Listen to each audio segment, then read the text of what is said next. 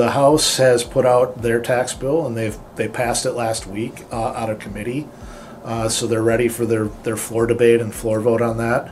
And there are a lot of provisions in that bill. It's a very extensive piece of legislation, but just to highlight a few of the items that our members would be interested in.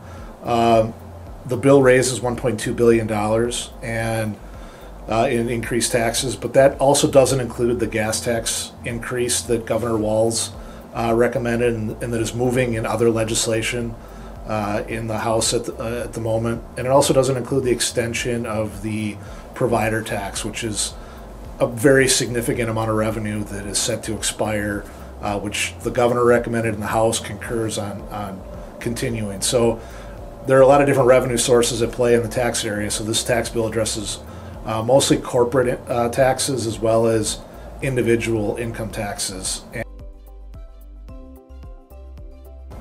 So some of the specific provisions in the bill that I highlighted in my testimony before the House Tax Committee when they did public testimony last week, the bill does continue to have itemized deductions at the state level, so it kind of creates state level itemized deductions, and they conform to the federal changes that were made in the mortgage interest deduction, so that $750,000 threshold for MID, as well as the $10,000 of property tax deductions that a taxpayer will be allowed when you itemize. So those items are continued in the House tax bill.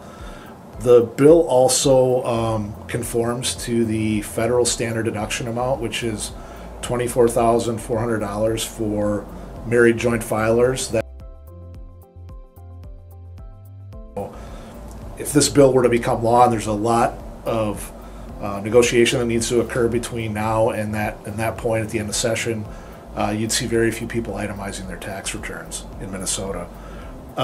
Another item of interest to us that we've talked about a lot over the years as part of the federal tax extenders legislation is the mortgage debt cancellation relief provision. This is the short sale issue.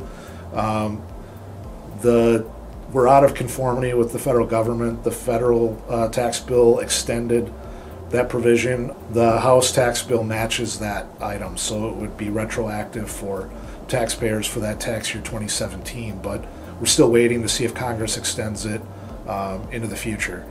It does not, however, the House tax bill conform to the deductibility of mortgage insurance premiums. It's always been an item that the state has conformed to when the federal government extends that provision, so that was something that I highlighted in our testimony, that we think the state ought to provide that same benefit that the federal tax bill does. And finally, an item that we've been supportive of over the years is the Homestead Credit Refund Program. This is a program that provides direct property tax relief to homeowners.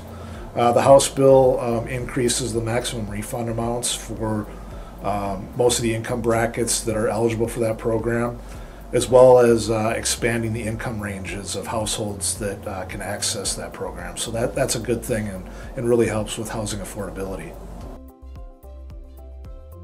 The House took up our bill to simplify the advertising requirements for real estate licensees, which is House File 622, carried by Representative Dan Wolgamott, who's also a realtor.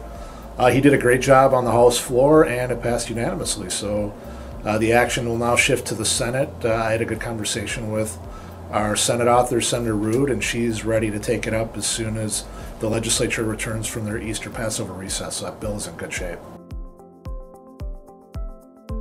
So this bill will have has an effective date of August 1st of 2019. So that's when the bill, if it's signed into law, would become effective. So we'll be getting information out, assuming the governor signs it into law, to our membership after that point.